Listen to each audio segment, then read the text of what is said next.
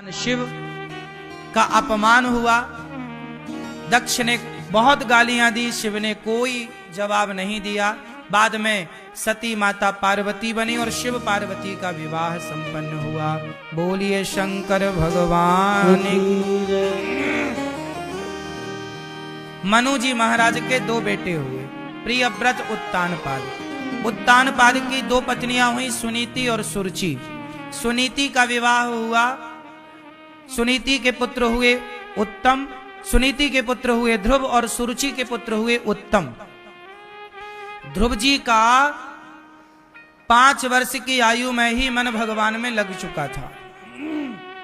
ध्रुव जी बहुत छोटे हैं, आयु तो बहुत कम है ध्रुव जी की, लेकिन कम आयु में भी ध्रुव जी भगवान का चिंतन करते हैं।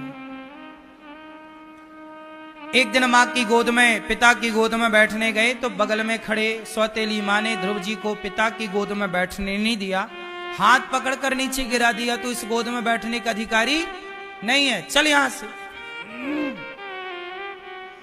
अपमान कर दिया ध्रुव जी महाराज का। यहां पर एक बात आपको समझनी है कि जब कोई आपका अपमान करे तो आप उत्तर ना दिया करो। बात समझ में आई? ध्रुव जी का अपमान हुआ, मां ने किया, सौतेली मां ने जा कह दिया, तपसाराध्य पुरुषम दस्यैवानुग्रहेण में, जा पुत्र तप कर। ध्रुव जी चल पड़े।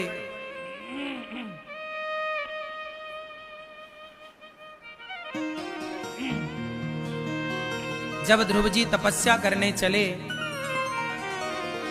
मां के पास पहुंचे, मां अपमान कर दिया सौतेली मां ने। ध्रुव जी की गलती क्या थी? कोई गलती नहीं। 5 साल के बच्चे हैं, पिता की गोद में बैठना चाहते हैं। पिता की गोद में बैठने गए तो बगल में सौतेली मां ने हाथ पकड़ के नीचे गिरा दिया कि तू मेरा बेटा नहीं है, इसलिए तू इस गोद में नहीं बैठ सकता। तुझे इस गोद में बैठना हो तो मेरे गर्भ से जन्म लेना पड़ेगा, जा तब कर। ध्रुव जी अपनी मां के पास गए। सुनीति, क्या हुआ बेटा? मां ने कह दिया, सौतेली मां ने, कि तू अभागिन का बेटा है। सुनीति समझा रही है, बेटा मैं अभागिन ही तो हूं, भाग्यशाली होती तो तुझे तेरे पिता की गोद में ना बैठा देती। जा बेटा तू तप कर। क्या कर? क्या कर? तप। जा तू तपस्या कर। देखो, एक मां अपने बेटे को तपस्वी बनाना चाहती है, और इस कलयुग में तपस्या का पांव टूट गया। तप, सत्य, दया, दान, तप, 4 है ना धर्म के चरण, तप टूट गया। आजकल कौन सी मां अपने बेटे को तपस्वी बनाना चाहती है?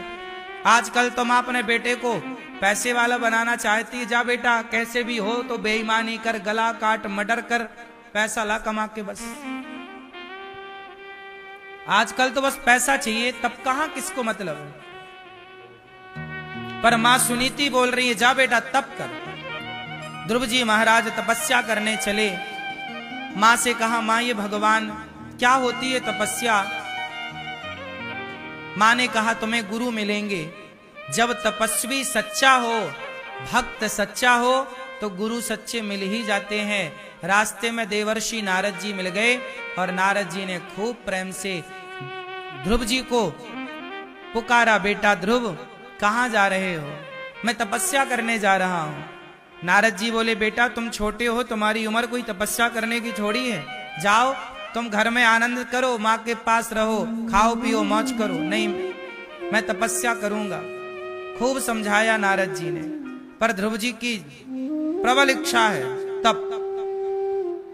तपस्या वही कर सकता है, भगवान को वही पा सकता है जिसके भीतर ये दृढ़ विश्वास हो जाए कि अब मैं भगवान को पाकर ही रहूंगा। ये दृढ़ता आए तब नारद जी ने ध्रुव जी को ओम नमो भगवते वासुदेवाय इस 12 मंत्र की दीक्षा दी। और इस मंत्र का ध्रुव जी ने खूब मन लगा करके, यहीं वृंदावन के पास यमुना के तट पर मधुवन है 84 कोस में। अभी 84 कोस की परिक्रमा होगी, 10 अप्रैल को, तो आप लोग भी ये सब स्थान देखेंगे। 84 कोस की यात्रा में सब कुछ आपको मिलेगा। तो व्रत 84 कोस की यात्रा है 10 अप्रैल से। हमारी वृद्ध माताएं भी बोली कि बेटा हमें भी 84 कोस की यात्रा कराना। हमने कहा माँ आपका बेटा हूं तो बेटे का तो धर्म ही होता है कि माँ को तीर्थ यात्रा कराए, तो मैं कराऊंगा। तो हमारी वृद्ध माएं भी इस यात्रा में जाएंगी। तो आप भी किसी एक माँ को यात्रा कराना चाहें तो आप भी किसी एक माँ को यात्रा करा सकते हैं कि भाई हमारी तरफ से ये माँ यात्रा करेगी 84 कोस की। तो आप भी किसी एक माँ को यात्रा करा सकते हैं। तो आप भी यात्रा 84 कोस की करेंगे। उसमें ध्रुव जी का वो स्थान मिलेगा जहां मधुवन में ध्रुव जी ने तपस्या की, और ध्रुव जी ने वहां पर यमुना के तट पर ये वो स्थान है ध्रुव द्वार, जहां ध्रुव जी ने तपस्या की थी। ये ब्रज 84 कोस के भीतर ही है, यमुना के तट पर, ब्रह्मांड घाट के पास, जहां भगवान ने मिट्टी खाई थी। वो सब कुछ 84 कोस में दर्शन होगा आप लोगों को। एक एक स्थान भगवान कृष्ण की लीला, जो जो लीला जहां जहां हुई, वो सब एक एक स्थान का पूरा पूरा क्रम घुमाया जाएगा। तो भगवान के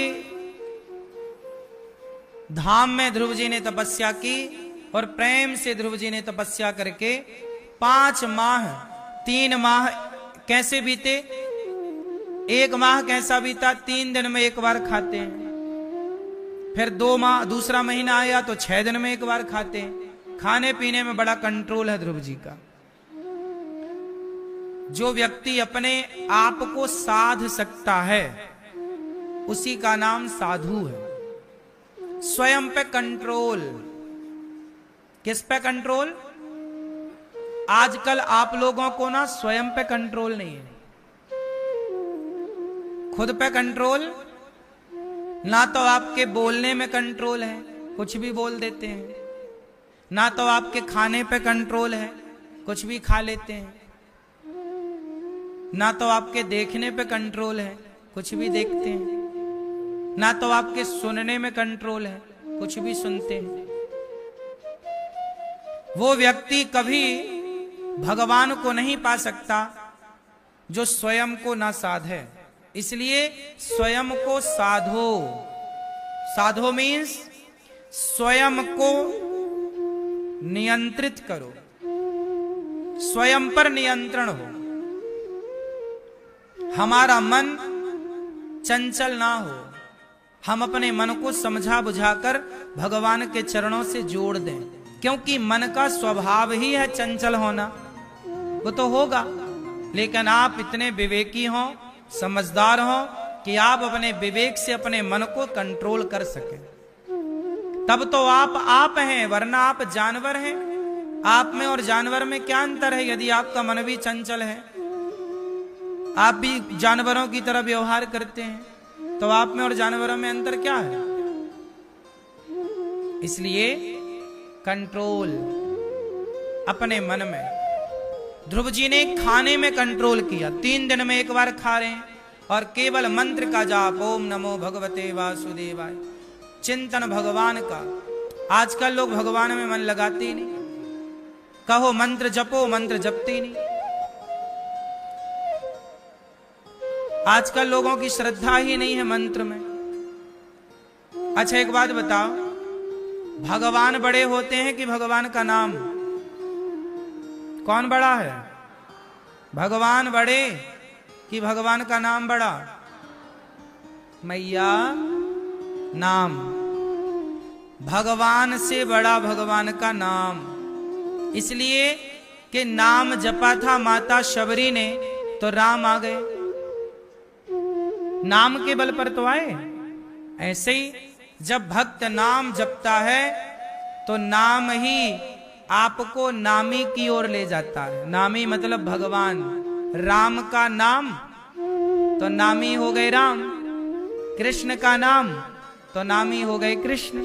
जिनका नाम जपते हो वह नाम ही उनकी ओर ले जाता है। इसलिए नाम जप अधिक से अधिक होना चाहिए।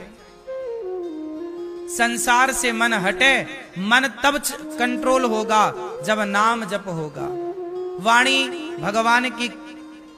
भगवान के गुणगान में लगी हो, आंखें भगवान के दर्शन में हो, काम भी करो।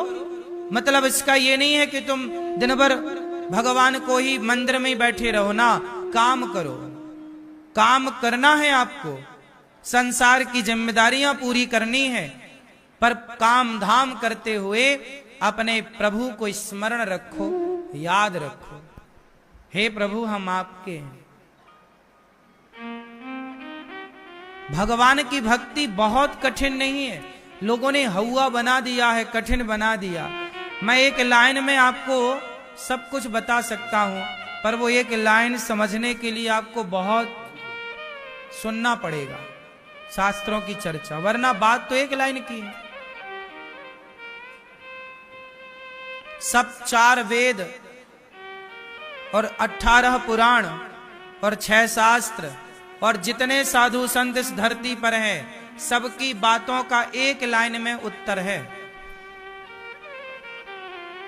आप कहो तो बता दूं वो एक लाइन, बोलो, बता दूं?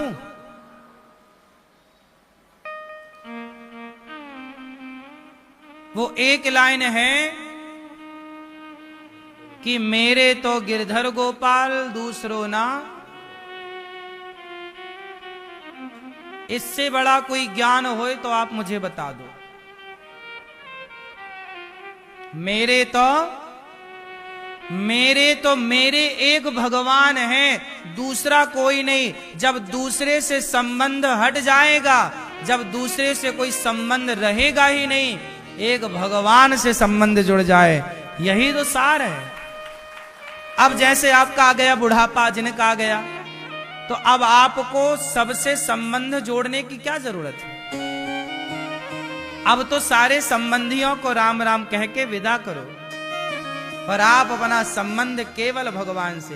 अब केवल कृष्ण को याद रखो, भगवान को याद रखो, और किसी को याद रखने की अभी उम्र नहीं है। जब उम्र थी तो सबको याद रखा, सारे रिश्ते नाते निभाए, सारा व्यवहार निभाया हमने, सब तो किया, लेकिन सबका एक टाइम होता है ना। मरते समय तक तो व्यवहार निभाना सही नहीं होगा ना। व्यवहार भी निभाने की एक उम्र है, सब चीज की एक आयु निश्चित है। हमारे यहां सब बटा हुआ है। 25 साल का ब्रह्मचर्य, 25 साल का गृहस्थ, 25 साल का वानप्रस्थ, 25 साल का सन्यास। तो भगवान, मेरे तो भगवान, जो व्यक्ति ये भीतर से मान ले, देखो ये तो कहने की बात होगी। आप सब कहो एक बार, मेरे तो गिरधर गोपाल, कहो, दूसरों ना। एक तो ये बात हो गई, कह दिया आपने। एक बात बताओ, आप जाप करो, मेरे तो गिरधर गोपाल, मेरे तो गिरधर गोपाल, मेरे तो गिरधर गोपाल, मेरे। समस्या यही तो है कि तुमको हम ज्यादा ये बताएं, तुम जपने लगा, अरे गुरुजी ने मंत्र दिया, यही मंत्र बड़ा, मेरे तो गिरधर गोपाल, मेरे तो गिरधर गोपाल। इसको जपने से काम ना होगा। मेरे तो गिरधर गोपाल दूसरो ना कोई, ये बात प्रैक्टिकल करना है, जीवन में चरितार्थ करना है, उतारना है, धारण करना है कि मेरा भगवान के सिवा एक भगवान के सिवा आपका शुभ चिंतक कोई हो इस धरती पर तो नाम बताओ। आपका कोई शुभ चिंतक है इस धरती पर तो नाम बताओ मुझे।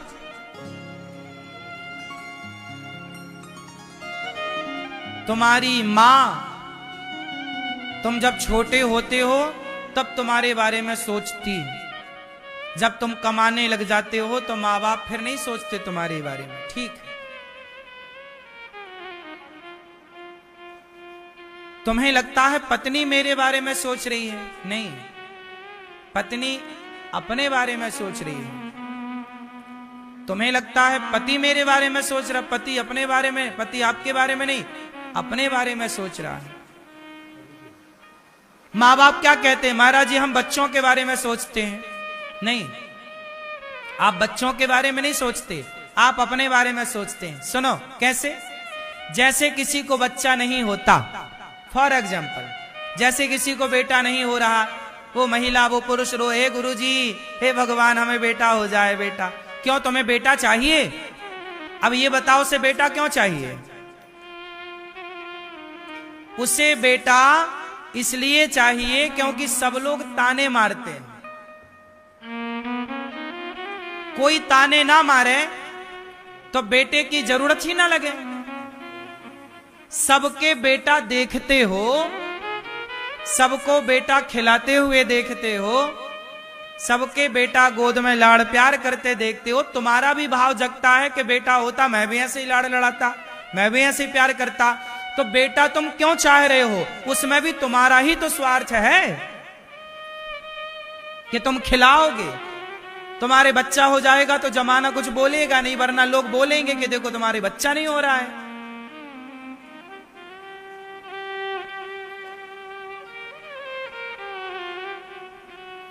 इसलिए मेरे तो गिरधर गोपाल दूसरो ना कोई। ये संसार सब अपने अपने स्वार्थ से आपसे जुड़ी है। ये दुनिया का स्वार्थ है। बिना स्वार्थ के तुमसे कोई राम राम भी नहीं करे।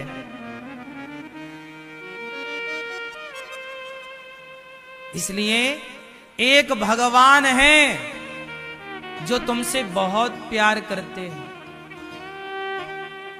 भगवान आपसे इतना प्यार करते हैं, इतना प्यार करते हैं कि भगवान ने आपको,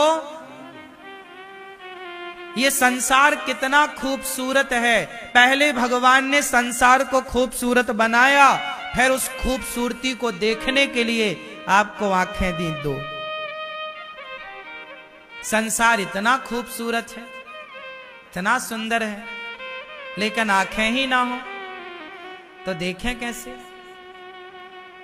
संसार इतना बड़ा है तो बड़े संसार को कैसे जाने? तो बड़े संसार को देखने के लिए आंखें तो हैं, पर बड़े संसार के कोने कोने तक पहुंचने के लिए पांव दे दिए। भगवान बहुत प्रेम करते हैं आपसे। इसलिए एक भगवान के सिवा कोई नहीं है आपका। ये बात आपको जिस दिन समझ में आ जाए कि भगवान के सिवा कोई नहीं है, उसी दिन आपको चारों वेद 18 पुराण समझ में आ गए। और ये बात समझ में नहीं आई तो आपने कुछ भी नहीं समझा। भगवान के सिवा कोई नहीं है हमारा। क्यों जी है?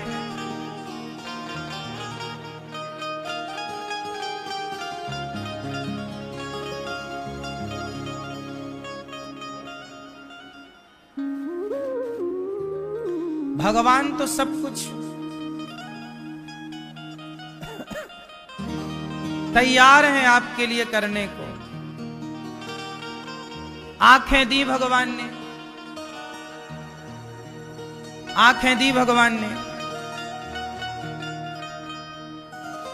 कहां देख पाए तुम देखते रहे, मुन्नी बदनाम हुई। आंखों से क्या देखना था और क्या देखा आपने। इसलिए कहता हूं, आंखों से वही देखो जिसको देखने के लिए विधाता ने आंखें दी हैं।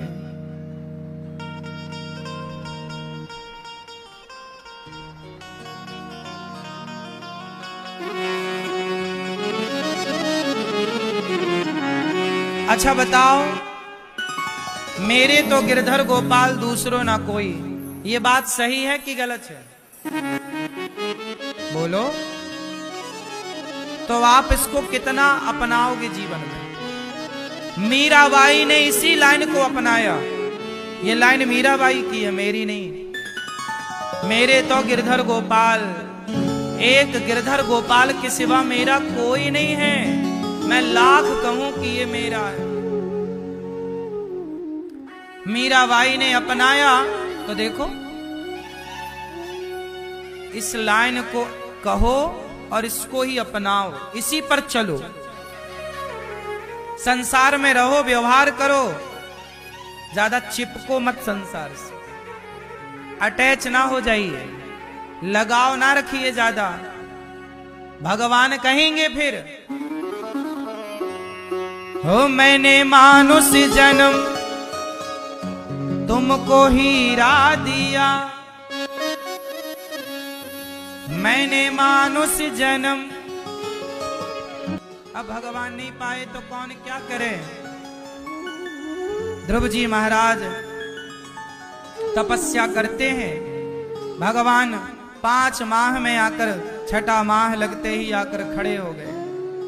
बड़ा संयम, बड़ा धैर्य, बड़ी भक्ति, बड़ी निष्ठा, भगवान खड़े हो गए। पुत्र मांग लो कुछ। ध्रुव जी ने कहा प्रभु क्या मांगे। भगवान बोले आपके भीतर राज्य की कामना थी, मैं आपको 36,000 वर्षों का राज्य देता हूं।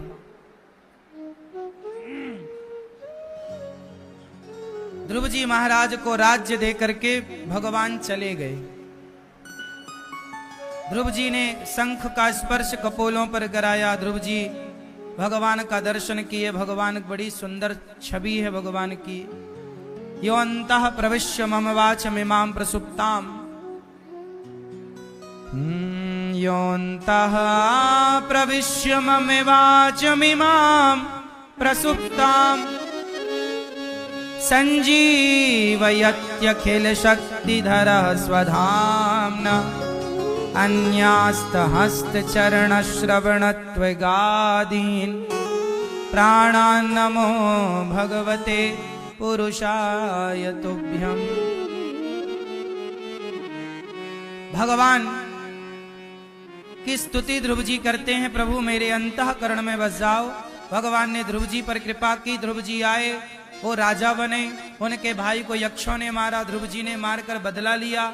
मनु जी ने समझाया कि ये तुम्हारे लिए सही कार्य नहीं है, तुम भक्त हो, बदले की भावना ना रखो। तब श्री ध्रुव जी महाराज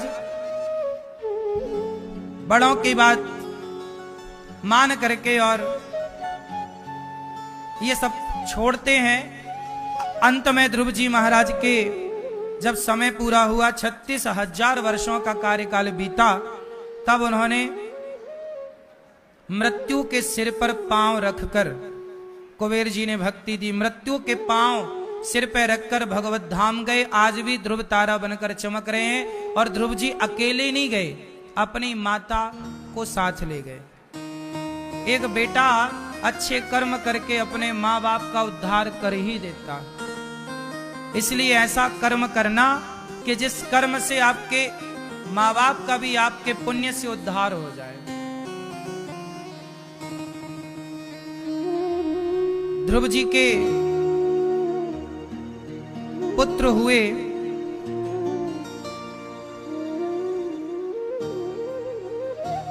ध्रुव जी का प्रजापति शिशुमार की पुत्री भ्रमी से विवाह हुआ था। कल्प और वत्सर इनके पुत्र हुए। उत्कल भी इनके एक पुत्र हुए हैं। और इन्हीं के वंश में आगे चलकर भगवान पृथु हुए, जिन्होंने पृथ्वी का दोहन किया, 10,000 कान मांगे। और इसके बाद मनु जी महाराज के दूसरे बेटे की चर्चा स्टार्ट हुई, प्रियव्रत। प्रियव्रत का विवाह विश्वकर्मा की पुत्री वर्हिष्मती से हुआ। इनके पुत्र हुए नाभि। इन्हीं के वंश में भगवान ऋषभदेव जी हुए और ऋषभदेव के 100 पुत्र हुए। एक दिन उन्होंने अपने पुत्रों को समझाया कि नायम देहो देह भाजाम नलोके कष्टान कामान न रहते विडभुजाम, ये तपो दिव्यम पुत्र का ये न सत्वम शुद्ध्यै जस्मात् ब्रह्म सौख्यम त्वनंतम। ये शरीर हमें क्यों मिला है ये भगवान समझा रहे हैं, पर ये बात सबको समझ में नहीं आई। अंत में भरत जी को बस समझ में आई, नव योगेश्वर हो गए, 9 बच्चों को समझ में आई, नव योगेश्वर हो गए और भगवान ऋषभ देव जी भगवत धाम गए। इनके सबसे बड़े पुत्र हुए हैं भरत। अब ध्यान से सुनो मेरी मां। मैया, ओ मैया, बैठ जाओ मेरी मां। मैया बैठो मेरी मां। मैया बैठ जाओ मेरी मां, प्यारी मां बैठो। एक दिन क्या हुआ, भरत जी अपना सारा राज्य छोड़कर, सब छोड़ छाड़ करके गंडकी नदी के तट पर चले गए और प्रेम से वहां भगवान का भजन करने लगे। श्रीमन नारायण जाप करने लगे। जब ध्रुव जी सब छोड़ कर गए, अब भरत जी जब सब छोड़ कर गए, गंडकी नदी के तट पर भजन कर रहे हैं, तभी क्या हुआ, जंगल में एक मृग था। जंगल में बहुत सारे मृग थे, पर एक मृग पानी में बह रहा था। तो भरत जी ने उस मृग को बचाया, अपनी कुटिया में ले आए। अब उस मृग से आसक्त हो गए भरत जी। मृग को चराना, नहलाना, खिलाना, पिलाना। जैसे आजकल लोग ना मैडम कुत्ते को टहलाती हैं, कुत्ते को बिस्किट खवाती हैं। आजकल कुत्ते को लोग खूब कंगी करते हैं कुत्ते की। ऐसे ही भरत जी का मन एक मृग में लग गया। वो भी मृग को नहलाएं, खिलाएं, उसी का ध्यान, मेरा मृग मेरा मृग। ये मन बड़ा चंचल है, कब किस में लग जाए कोई भरोसा नहीं इस मन का। इसलिए कहता हूं समझदार लोग वो हैं जो अपने मन का भरोसा ना करें। आप भी अपने मन का भरोसा ना करना।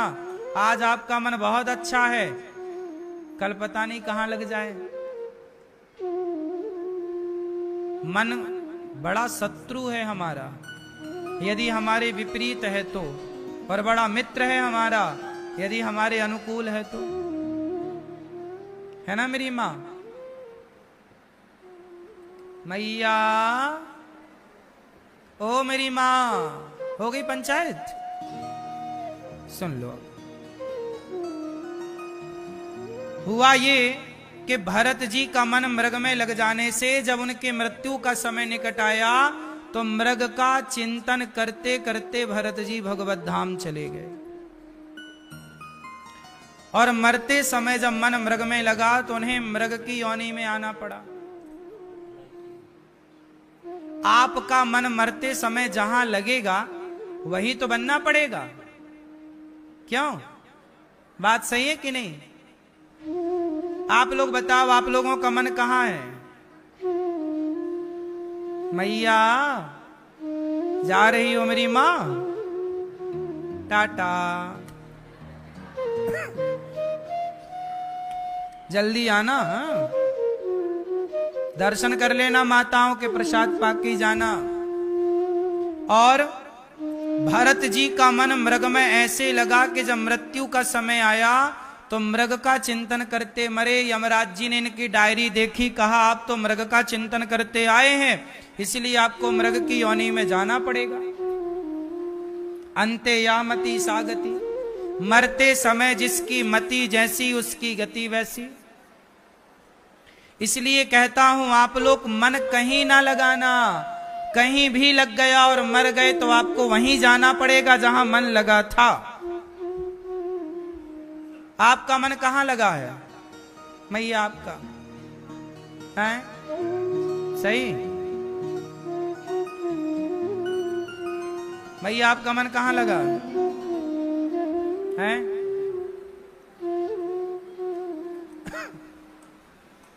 मन कहां लगाओ?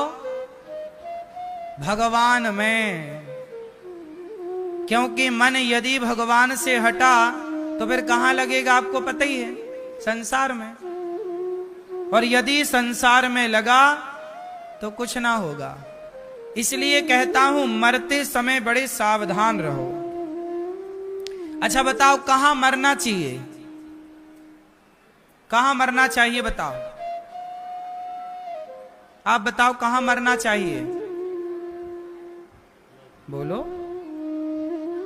है मैया, ओ पंचायती मैया, क्या चल रहा गुटरगू? सुनो, कहां मरना चाहिए, कहां मरना चाहिए नहीं पता? मरना कहां है? घर में मरोगे तो घर वाले मरने तो देंगे नहीं। क्यों घर वाले मरने देते हैं? क्यों, आपने मर के देखा क्या? कह रहे हो नहीं मरने देते, तो आपको कैसे पता? हाँ, सही है। सुनो, हम स्थिति बताएं घर वालों की।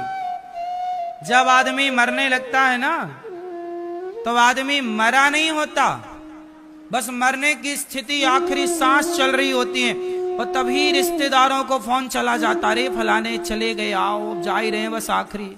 सारे लोग भागते हैं और आ करके तुम्हारे ऊपर ही गिरते हैं, मरने वाले के ऊपर ही गिरते हैं। उन्हें और कहीं जगह नहीं मिलती बैठने की, उनकी खोपड़ी में बैठते हैं। है ना सही? कोई हाथ पकड़ के हिलाता है, हमें पहचानो, हमें हमें हमें, हम आए देगा। हाँ,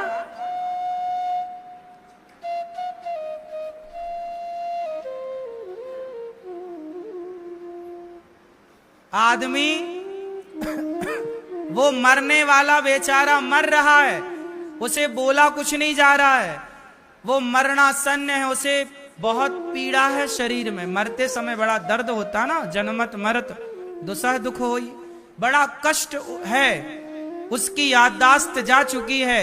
अब वो यमदूत देख रहा है, वो मरने वाला है, और आप हिला रहे हो, हमें पहचानो हमें। अब मरते समय तुम्हें पहचान के करेगा क्या?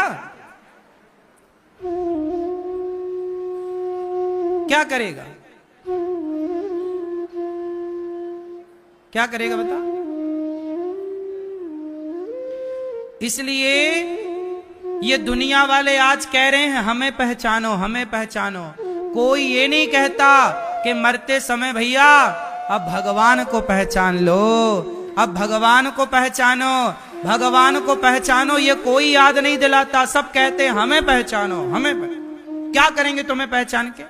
ये वही लोग हैं जो कहते हैं हमें पहचानो, 13 दिन बाद आते हैं रसगुल्ले मांग मांग के खाते हैं।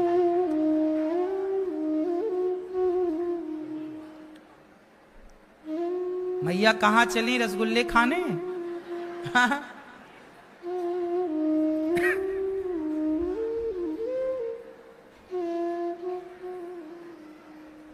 ये दुनिया वाले, इनका कुछ ना बिगड़ेगा, दुनिया वालों का। ये लोग आएंगे, रोएंगे और चले जाएंगे, कोई रोता होता छोड़ी है। ये दुनिया के लोग आपके मरने में रोते हैं ना, ये रोना भी झूठा है।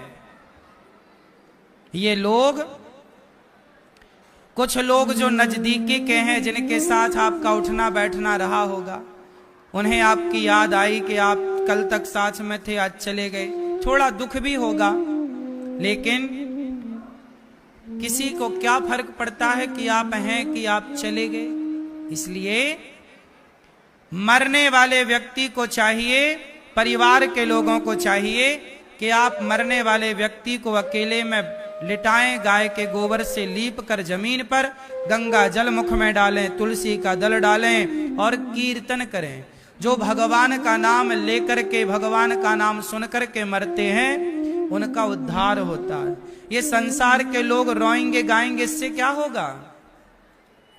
इसलिए कहते हैं, इसलिए कहते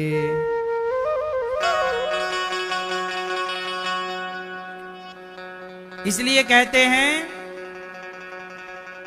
इतना तो करना स्वामी जब प्राण तन से निकले।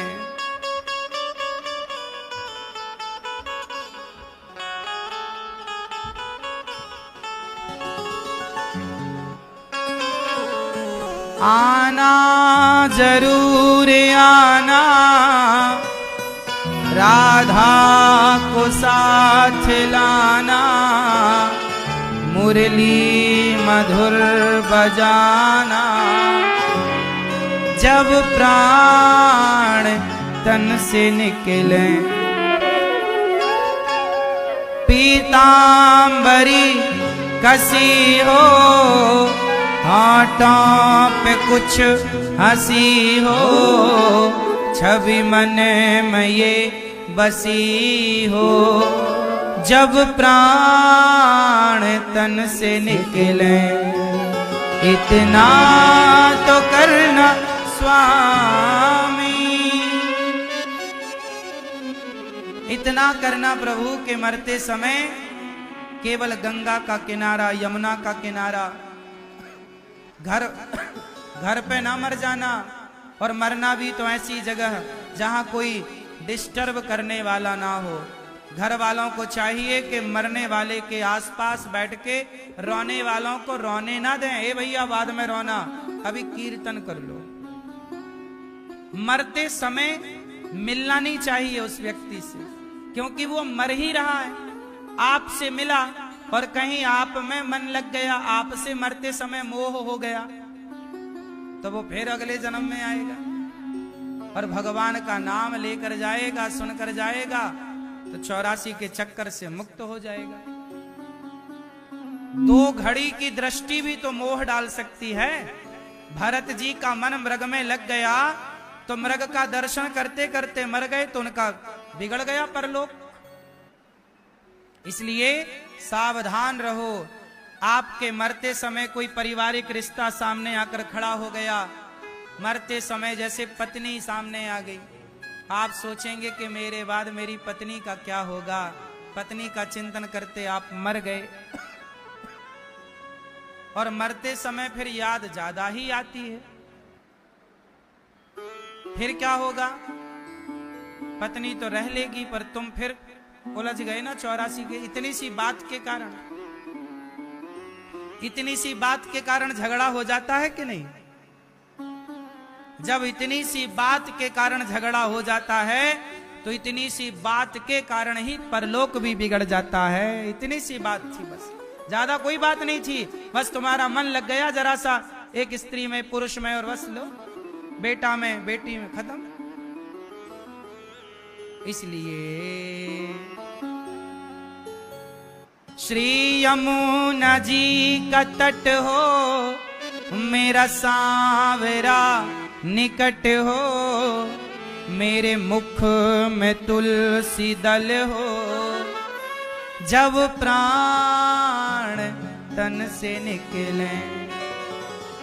इतना तो करना स्वामी, जब प्राण तन से निकले, गोविंद नाम लेकर हो मेरे प्राण तन से निकले। बात सही है। मरते समय कोई झंझट ना पालो। माता पिता को सावधानी से मरते समय किसी को उनके कमरे में ना जाने दो। आप लोग बैठ के कीर्तन करो, श्री कृष्ण गोविंद हरे मुरारी, हे नाथ नारायण वासु। कीर्तन करो, उनके बार बार उनके कान में जाकर बोलो, श्रीमन नारायण श्रीमन नारायण श्रीमन नारायण श्रीमन नारायण, श्री कृष्ण भगवान नाम का उच्चारण करो। हरि विष्णु नारायण नाम का उच्चारण करो। भगवान का नाम सुनते सुनते प्राण छूटेंगे तो अच्छा है। ये संसार के लोग तो रो ही लेंगे बाद में। भरत जी का समय मृग में मन लगने से मृग बनना पड़ा, परंतु वो मृग बने, फिर शरीर छूटा। तीसरे जन्म में वो फिर मनुष्य बने और वो मूर्ख की तरह व्यवहार करते रहे। नाम पड़ा जड़ भरत। उन्होंने राजा रहुगण को उपदेश किया। उपदेश क्या किया? एक राजा था रहुगण, बड़ा ज्ञानी तो था पर मूर्खों की तरह बातें करता था। तब भरत जी ने उसे ज्ञान दिया। भरत जी ने उसकी पालकी कंधे पर उठाई और वो कोई जीव जंतु ना मर जाए। भरत जी उछल उछल कर चल रहे थे। राजा रहुगण बोला कि तुम्हें पता नहीं तुमने किसकी पालकी उठा रखी है। भरत जी ने समझाया कि भाई ये बता।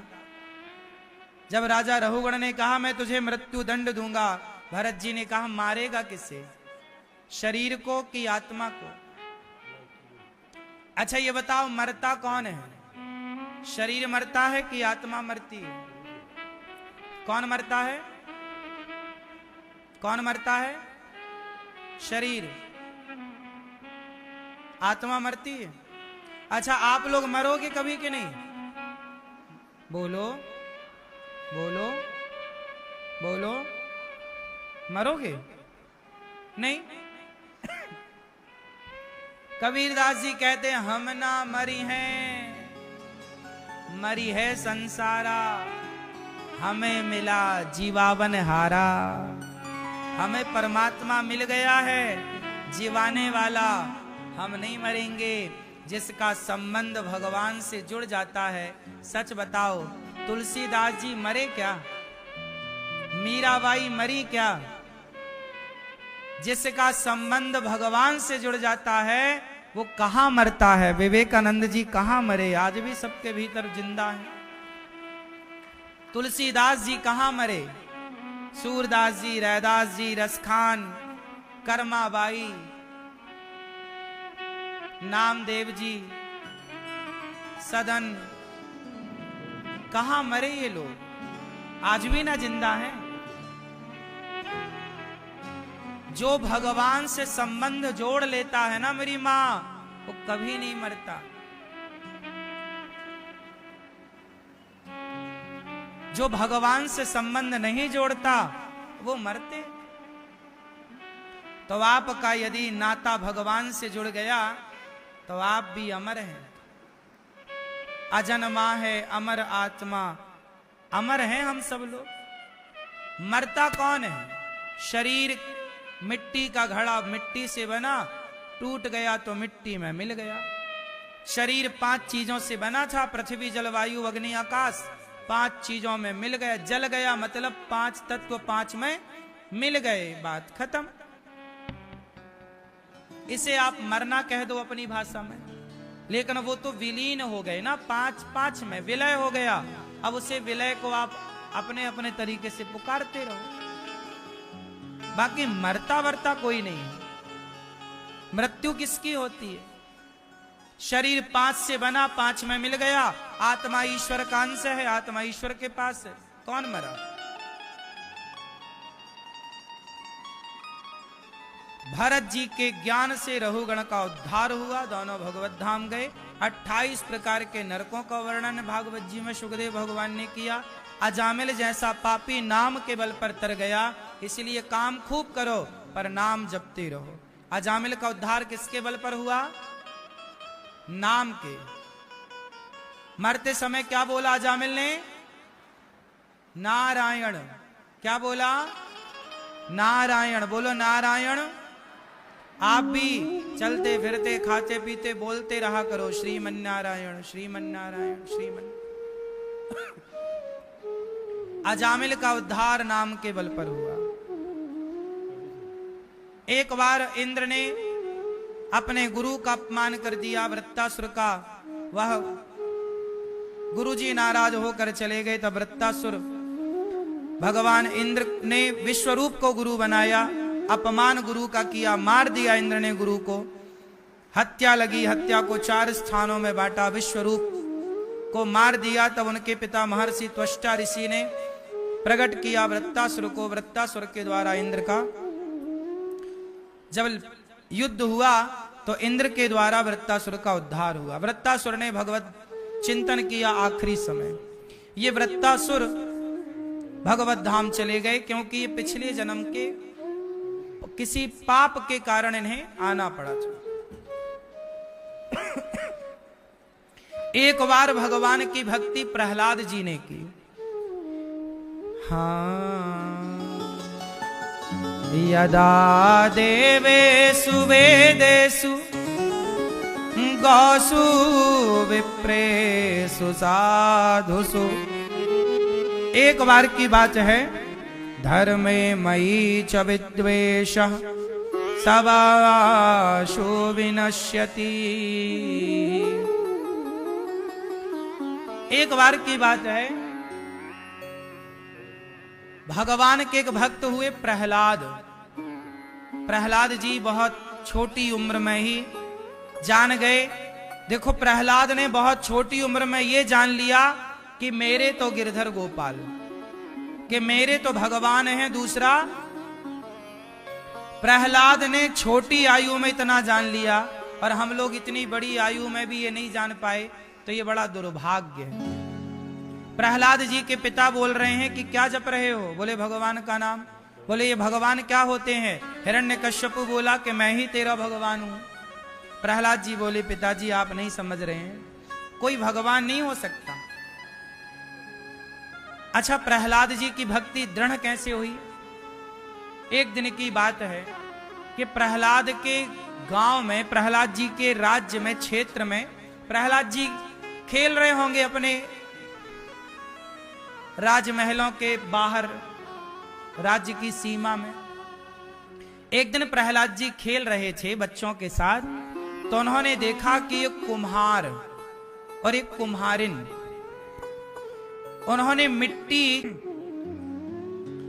देखो जरा, पहले का व्यक्ति पाप से कितना डरता था कि बिल्ली के बच्चे मर गए, और आज का तो आदमी जानकर मुर्गी का पंख नोच लेता है, जानकर मुर्गी की हत्या अपने स्वाद के लिए करता। बोले हमें, कुछ लोग कहते मुर्गी की टांग खाना अच्छा लगता है, अपने स्वाद के लिए किसी की गर्दन काट रहे हैं। एक ये आज का मानुष है, और एक उन दोनों कुम्हार कुम्हारिन ने एक घड़े को देखा, और जैसे ही उस घड़े को उठाया, भट्टे से भट्टा बिखर गया, घड़े अब यहां वहां बिखरे पड़े। तो एक घड़े को जब उठाया, देखा तो वो घड़ा तो बाहर से बिल्कुल लाल हो गया, पक करके बिल्कुल गर्म था, लेकिन उस गर्म घड़े में, लाल घड़े, पके हुए घड़े में बिल्ली के बच्चे, 2 बच्चे बिल्कुल म्याऊं म्याऊं करते हुए प्रसन्न। दोनों की भक्ति में इतनी शक्ति थी कि भगवान ने इन्हें पाप से बचाने के लिए आग को भी बिल्ली के बच्चों के लिए शीतल कर दिया। घड़ा पक गया, पर बिल्ली के बच्चे का बाल भी बांका ना हुआ। तब प्रहलाद जी ने कहा कि जिस परमात्मा ने इन बिल्ली के बच्चों की रक्षा की, वही परमात्मा है मेरा रक्षक। इसलिए प्रहलाद जी को तो आग में, होली भगवान की भक्ति हो तो आग भी अपना स्वभाव बदल देती है। इसलिए मेरी मां, भगवान सबके पालनहार हैं। प्रहलाद जी ने कहा पिताजी आप भी भक्ति करो। प्रहलाद जी को पढ़ने भेज दिया। कुछ दिनों के बाद पढ़कर आए। हिरण्यकश्यपु ने पूछा कि तुम्हारे भगवान कहाँ रहते हैं? प्रहलाद जी ने कहा पिताजी न केवलम में भा, जो प्रहार किया खंबे पर, खंबा तो टूट गया, पर प्रहलाद ने कह दिया कि इस खंबे पर भगवान है, तो मेरे भक्त का वचन मिथ्या ना हो। अपने भक्त के वचन को सत्य करने के लिए भगवान खंबे से प्रकट हो गए। बोलिए नरसिंह भगवान की। भगवान प्रकट हुए, हिरण्यकश्यपु को उठाया, गोद पर लिटाया, देहरी पर बैठे, नख से, नाखून से हिरण्यकश्यपु ने कहा आप कौन है? तेरी मृत्यु हूं। बोला मैं दिन को मरूं ना रात को मरूं। भगवान बोले ना ये दिन है ना रात है, संध्या का समय, ना मैं आकाश में मरूं ना पाताल में। भगवान बोले मैंने गोद में लिए नाखून मैंने फैशन में नहीं बढ़ाए, तुझे मारने के लिए बढ़ाए। बोले मैं अभी भी नहीं मरूंगा।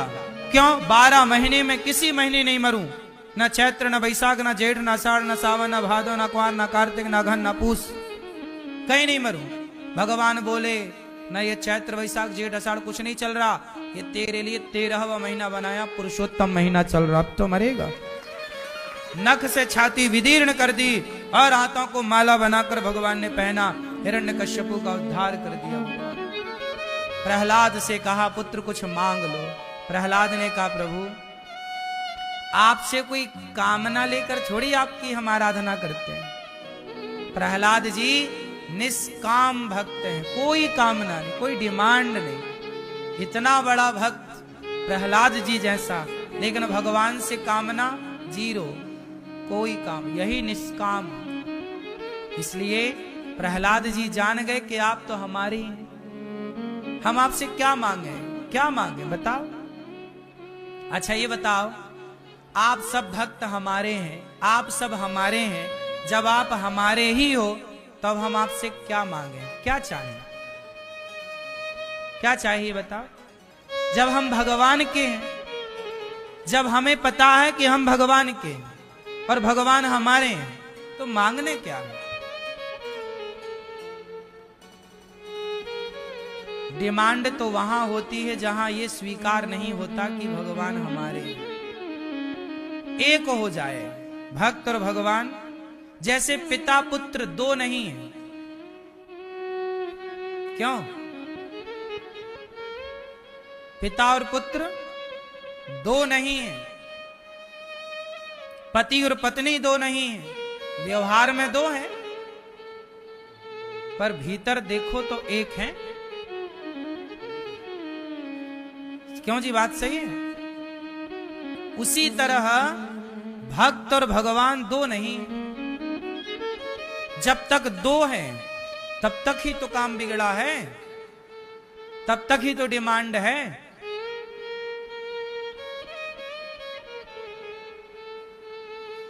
जब बोध हो जाए, छोटा बच्चा पिता से मांगता है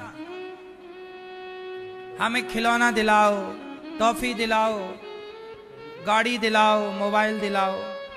लेकिन वो बच्चा जब बड़ा हो जाता, जब उसे ये ज्ञान हो जाता, अरे ये तो मेरा पिता और सब कुछ मेरा ही है, पिता का सब मेरा ही है, तो जब ये बोध हो जाता है कि सब कुछ तो अपना है, तब फिर वो मांगना छोड़ देता है। क्यों जी, बात सही है।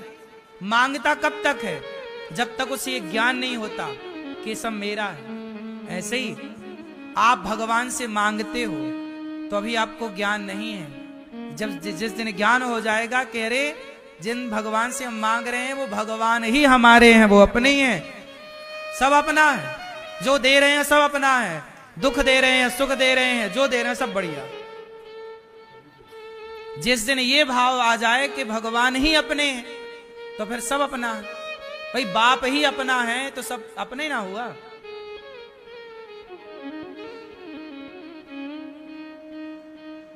बाप है तो सब है, भगवान है तो सब है। ये ज्ञान ना होने के कारण आप लोगों की डिमांड रहती है। इसलिए मेरी मां ये मान लो कि भगवान आपके, पिता की तरह उनसे व्यवहार करो। प्रहलाद जी को गोद में बिठाया भगवान ने, चाटने लगे जैसे गाय बछड़े को चाटती है। प्रहलाद जी को चाट रहे हैं भगवान, गले लगा रहे हैं, बार बार माथे को सूंघ रहे हैं। कुछ ना चाहिए प्रभु, कभी कुछ मांगने की इच्छा ना हो, ऐसा वरदान दे दो, ऐसा प्रहलाद जी ने कहा। भगवान कृपा करके चले गए। एक बार हाथी, भगवान ने प्रहलाद जी को राजा बनाया। देखो नहीं मांगा तो सब दिया। एक बार हाथी का पांव पकड़ लिया मगर ने, हाथी ने पुकारा, भगवान चले आए, हाथी का उद्धार कर दिया। समुद्र मंथन हुआ, धनवंतरी भगवान आए अमृत लेकर, 14 रत्न प्रकट भये। समुद्र मंथन में गाय निकली, समुद्र मंथन में सारा कार्य हुआ। भगवान ने अमृत बांटा मोहिनी अवतार लेकर। गाय समुद्र मंथन से निकली है, लक्ष्मी जी समुद्र मंथन से निकली है। राजा बलि पर कृपा करने के लिए भगवान वामन बन करके आए। 3 पग भूमि मांग ली, पहले पग में पाताल, दूसरे पग में सत्यलोक, तीसरा पग राजा बलि के मस्तक पर रख दिया। वामन भगवान बोले, राजा मैं तो तुझे छलने आया, तूने तो मुझे छल लिया, क्या चाहिए बोल। प्रभु मैं आपका दर्शन करता रहूं। बलि के लिए वामन भगवान राजा बलि के द्वारपाल बन के खड़े हो गए, तुझे मैं पाताल का राजा बनाता हूं और द्वार पे खड़ा रहूंगा, आते जाते तू मेरा दर्शन करना। ऐसा ठाकुर है, ऐसा भगवान हमारा कि तुम्हारा नौकर बनने को तैयार है। भगवान अपने भक्त से इतना प्रेम करते हैं कि यदि तुम भगवान को खरीद लो, बिक जाते हैं भगवान प्रेम में। नौकर बना लेते हैं राजा बलि, द्वार पे खड़े हैं, तब लक्ष्मी जी आई, राजा बलि को राखी बांधकर भगवान को लेकर गई। एक बार भगवान मछली बनकर आए, मत्स्य अवतार लेकर हयग्रीव नाम के दैत्य को मारा। भगवान नारायण के पुत्र ब्रह्मा हुए। इन्हीं के सूर्य वंश में भगवान राजा नभग, फिर नाभाग, अम्बरीश जिन्होंने एकादशी का व्रत किया, फिर इन्हीं के वंश में राजा सगर जिनके पुत्रों ने समुद्र को खोदकर सागर बनाया। इन्हीं के वंश में असमंजस, अंशुमान, दिलीप, भगीरथ जिन्होंने गंगा मैया को प्रकट किया। बोलिए गंगा मैया की। गंगा मैया प्रकट हुई और गंगा मैया का दर्शन हुआ और सगर के पूर्वजों का, सगर के पुत्रों का, भगीरथ के पूर्वजों का उद्धार हुआ। इन्हीं के वंश में खटवांग, दीर्घबाहु, रघु, अज और दशरथ जी हुए। दशरथ जी के 4 पुत्र हुए, राम, लक्ष्मण, भरत, शत्रुघ्न। चारों भैया बड़े हुए। राम लक्ष्मण गुरु आज्ञा से चले, यज्ञ पूरा कराया, अहिल्या का उद्धार किया, सीता जी से विवाह हुआ। चारों भैयों का विवाह, राम, लक्ष्मण, भरत, शत्रुघ्न, चारों भैयों का विवाह हुआ। 14 वर्ष के लिए कैकेयी माँ ने राम को वनवास दे दिया। राम जी वनवास के लिए चल पड़े। कोई प्रतिक्रिया नहीं, कोई उलाहना नहीं कि क्यों, क्या नहीं, ठीक। उन 14 वर्षों में राम जी जंगल के कोल भीलों से मिले, शबरी से मिले, केवट से मिले। चित्रकूट में भरत जी मिलने आए, चरण पादुका का अवतार लिया, चरण पादुका दी भरत जी को। मर्यादा की स्थापना की 14 वर्षों में। रावण को मारकर सीता मां को स्वीकार किया और राम जी अयोध्या में राजा बने, सिया जी रानी बनी। इन्हीं वनवास के दौरान हनुमान जी की महिमा बढ़ी, लंका जाना, आग लगाना और सीता मां का पता लगाना, सब कुछ हुआ। राम जी राजा बने, सिया जी रानी बनी। ये सारी लीलाएं जो है राम की, मैं कह चुका हूं कि राम के मंदिर जाने का तात्पर्य है कि आप जैसे ही मंदिर जाएं। अच्छा ये बताओ, आप कंप्यूटर में जब बैठते हो, कंप्यूटर खोलते हो, तो जो फाइल खोलते हो वो फाइल खोलते ही उसका पूरा सब आ जाता है कि नहीं सामने? बोलो हाँ।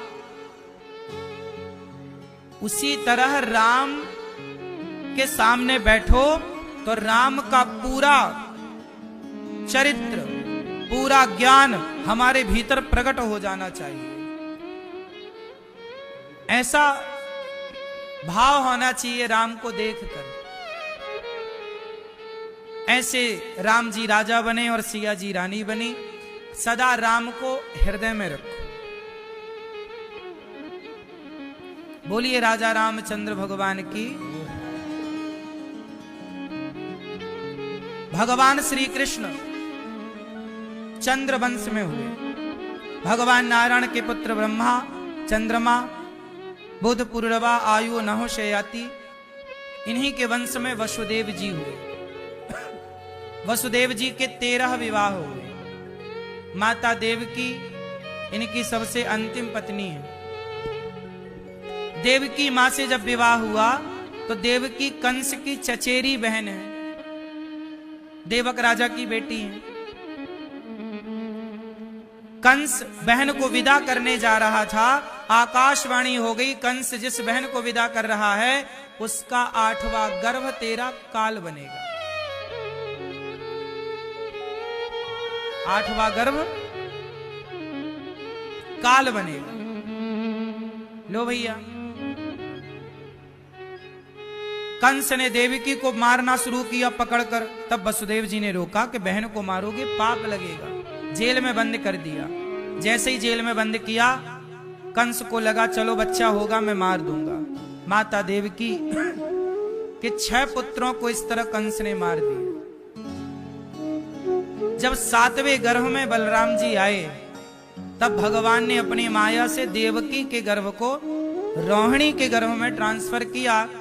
और रोहिणी वसुदेव जी की ही पत्नी है, जो नंद बाबा के यहाँ रहती थी। जब वसुदेव जी पर संकट आया, इन्हें किडनैप कर लिया, कंस ने बंदी बना लिया, तो वसुदेव जी ने अपनी पत्नी को नंद बाबा के पास रख दिया, क्योंकि नंद बाबा और वसुदेव जी मित्र हैं कि भैया हम तो जेल में हैं, हमारी पत्नी कहाँ रहेगी, तो वहीं रखना, उनकी सेवा करना। तो नंद बाबा भाभी माँ की तरह, नंद बाबा रोहिणी माँ को माँ की तरह रखते थे। हमारे यहाँ तो भाभी माँ ही होती है, इस तरह वो रहती थी। तो यशोदा और रोहिणी माता साथ में रहती थी। तो रोहिणी माँ के यहाँ बलदाऊ भैया प्रकट हो गए, बलराम जी। भगवान की जो सारी लीला है केवल भक्तों के कल्याण के लिए। जैसे जब रावण ने सीता मां को चुराया, तो वहां पर आपने ध्यान दिया होगा, जटायु ने सीता मां की रक्षा की। कर तो नहीं पाए, पर करने का प्रयास क्या किया, प्रयास किया, पंख काट दिए रावण ने। हम कर पाए ना कर पाए, हम कर ही पाएंगे ये आवश्यक नहीं है, लेकिन करने का संकल्प लिया और करने के लिए 4 कदम भी आगे बढ़ाए। तो देखो, एक जंगल में आग लगी, सारे पशु पक्षी भाग गए, पर एक छोटी सी चिड़िया अपनी चोंच में पानी भर भर के जंगल की आग में डाल रही थी। कौआ बोला, चिड़िया क्या कर रही हो? चिड़िया बोली, जंगल की आग बुझा रही हूं। कौआ हंसा, अरे चिड़िया, क्या तेरे से ये जंगल की आग बुझेगी? तेरी चोंच में इतना पानी है? चिड़िया बोली, कौआ भाई साहब, मुझे पता है कि मैं जंगल की आग बुझा नहीं सकती, तो क्यों पे बुझा रही है? चिड़िया बोली, भैया जिस जंगल में रही, खेली, खाई, पली बढ़ी, मैं बुझा नहीं सकती, पर बुझाने का प्रयास कर रही हूं। क्यों? क्योंकि जब इतिहास लिखा जाएगा इस आग का, तो मेरा नाम आग लगाने वालों में नहीं, आग बुझाने वालों में लिखा जाएगा। मैं नहीं बुझा पाऊंगी आग, पर मेरा नाम किस तरफ होगा? बुझाने वालों में। उसी तरह ये दास अनिरुद्ध ने सोचा कि आज संसार में कितनी वृद्ध माएं हैं, कितने जरूरतमंद लोग हैं, फुटपाथ पर साधु भूखे प्यासे पड़े हैं। सबको तो सबकी सेवा तो नहीं कर पाएंगे, सबका दुख तो हम दूर नहीं कर सकते, सबका दुख तो भगवान ही दूर करें। लेकिन जब इतिहास उठाकर देखा जाए, तो हमारा नाम दुख देने वालों में नहीं, आंसू पहुंचने वालों में लिखा जाए।